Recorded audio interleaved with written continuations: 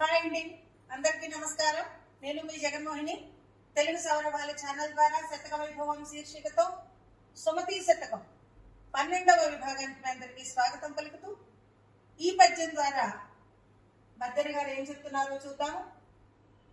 కమలములు నీట వాసిన కమలాప్తుని రశ్మి సోకి కమలిన భంగిన్ తమ తమ నెలవులు దప్పిన తమ మిత్రులు శత్రులౌట తజ్జము సుమతి.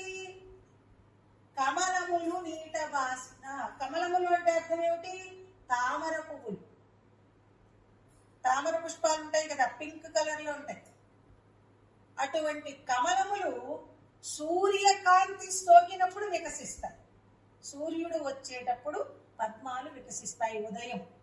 అదే కలువ పువ్వులైతే చంద్రకాంతికి వికసిస్తాయి, రాత్రి భాగంలో విచ్చుకుంటాయి కలువలు. పగటి భాగంలో వికసించేవి తామర పువ్వులు. ఈ తామర పువ్వులకి బంధువెవరు? కమలాప్తుడు. ఎవరు? సూర్యుడు.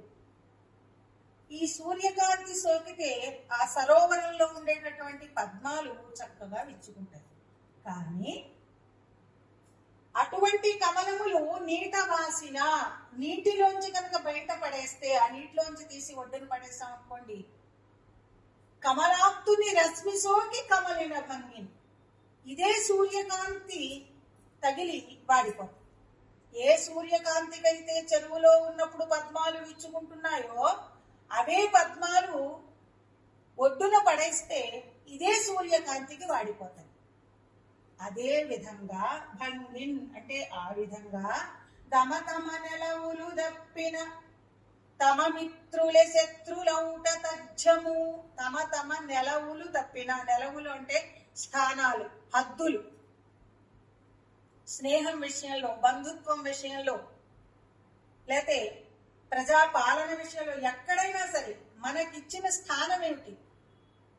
ఉద్యోగ నిర్వహణ విషయంలో మన స్థానం ఏమిటి? మనం ఎంతవరకు పని చేయాలి, ఏది మాట్లాడాలి, మనకున్న హద్దులు ఏమిటి అని ఆలోచించుకోకుండా కనుక చేసినట్లయితే, తమ తమ నెలవులు తప్పిన, మన స్థానం మనం మర్చిపోయి ప్రవర్తిస్తే, తమ మిత్రులే శత్రులౌట తజ్జము.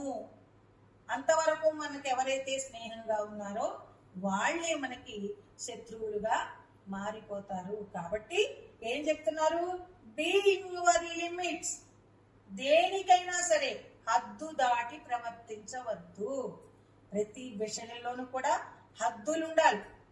మనకి ఒక పాఠం కూడా ఉండేది ఇదివరకు, హద్దులు హద్దులు. నవ్వడానికి హద్దులు, ఏడవడానికి హద్దులు, మాట్లాడడానికి హద్దులు, తినడానికి హద్దులు, అన్నింటికీ కూడా. అట్లా మన స్థానం తప్పి మనం ఎప్పుడు కూడా ప్రవర్తించకూడదు. ఏది ఎంతవరకు ప్రవర్తించాలో, ఎక్కడ ఎంతవరకు మాట్లాడాలో, ఎక్కడ ఎలా ఉండాలో ఆ హద్దులు తెలుసుకుని ప్రవర్తించకపోతే మిత్రులు శత్రువులు అవుతారు సుమా అని ఈ పద్యం ద్వారా మనకి బద్దెన గారు తెలియజేస్తున్నారు. విన్నందుకు మీ అందరికీ ధన్యవాదాలు. ఈ వీడియో కనుక మీకు నచ్చినట్లయితే లైక్ చేయండి, షేర్ చేయండి, సబ్స్క్రైబ్ చేయండి. మరో మంచి వీడియో చేసే అవకాశాన్ని నాకు కలిగించండి. Thank you.